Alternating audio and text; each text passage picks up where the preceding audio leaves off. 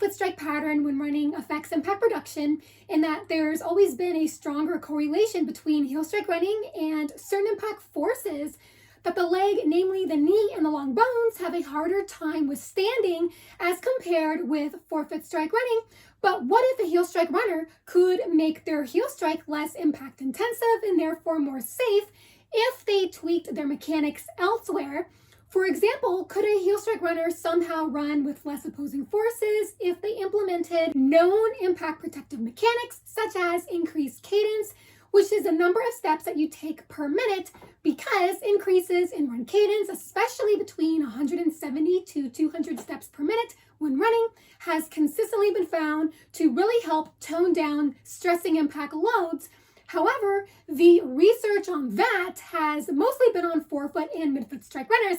but a new study has revealed that even if a heel strike runner increases their preferred cadence, was found to provide very little protection against the usual harmful impacts that accompanies landing way behind the arch, squarely high up on the heel when running, whereby a 2019 study in the Journal of Sport and Health Science, which is linked down below this video in the description box, found that switching from heel strike running to forefoot strike running may have the most positive influence on reliably and sustainably reducing injurious impact loads as compared with heel strike running with a higher cadence rate. The researchers compared the intensity of certain impact force variables that are most consistently linked to injury, and they also compared the short and long-term mechanical effects of increased run cadence and the adoption of the forefoot strike running style in heel strike runners. The study involved 39 healthy recreational runners who were habitual heel strike runners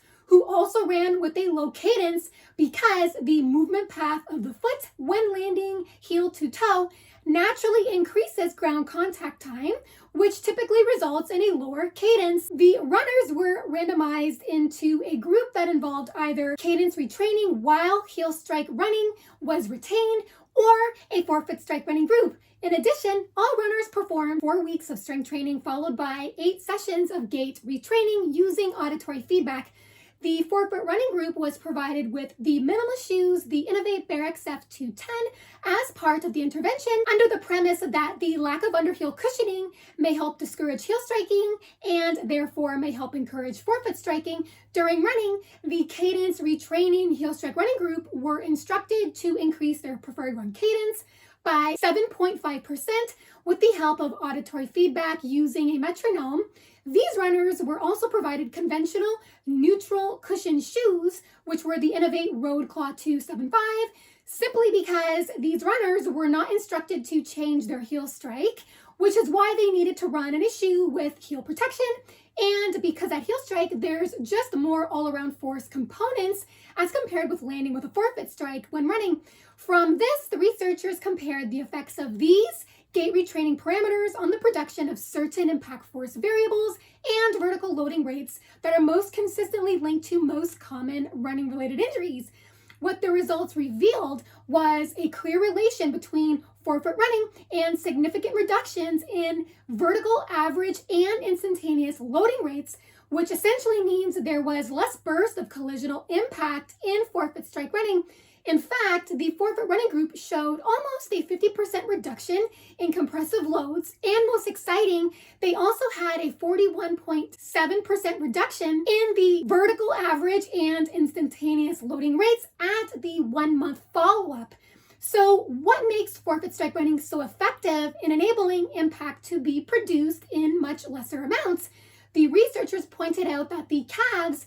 made a big contribution as shock absorbers and as ankle stabilizers during the time that the heel lowered down to the ground shortly after the forefoot struck the ground. This heel lowering phase caused an uptick in calf musculature activation, which reflected the increased engagement in attenuating shock and allowing the ankle to hold more firm. The forefoot to heel movement path of the foot in forefoot running also resulted in a smoother motion of the foot that produced less jarring. What is more, and as expected, the researchers found that forefoot striking during running automatically prompted a higher cadence, simply because it helped brought into line more quickly the foot to land closer to under the ankle, under the knee, and closer to under the hips, which is the center of mass. This in turn prevented a long overstride angle and therefore reduced stride length, which also contributed to a smoother rise in collisional impact rather than an all-out burst of collisional impact that exceeds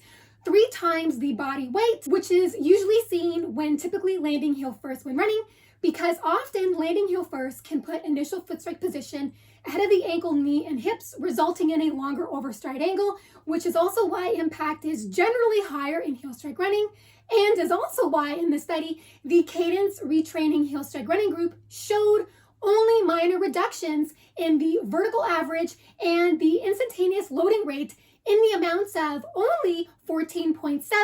and 9% respectively. Even worse, these runners failed to reach significant improvements in impact production in the short term, suggesting that upping your cadence while running with the heel strike may still not be enough to sustainably scale back the generation of greater than normal impacts, and that landing more away from the heel, closer to the forefoot, not high up on the toes, but landing ahead of the arch on the balls of the foot may work better at engaging more positive interactions in other stride parameters that may really do more to help blunt high impact stress in a continuous way. These results may also hint that there may not be a possible way to heel strike safely when running, in that if increased cadence has insignificant improvements in reducing high impact loads in heel strike running, then knowing this may confirm the notion that there may actually be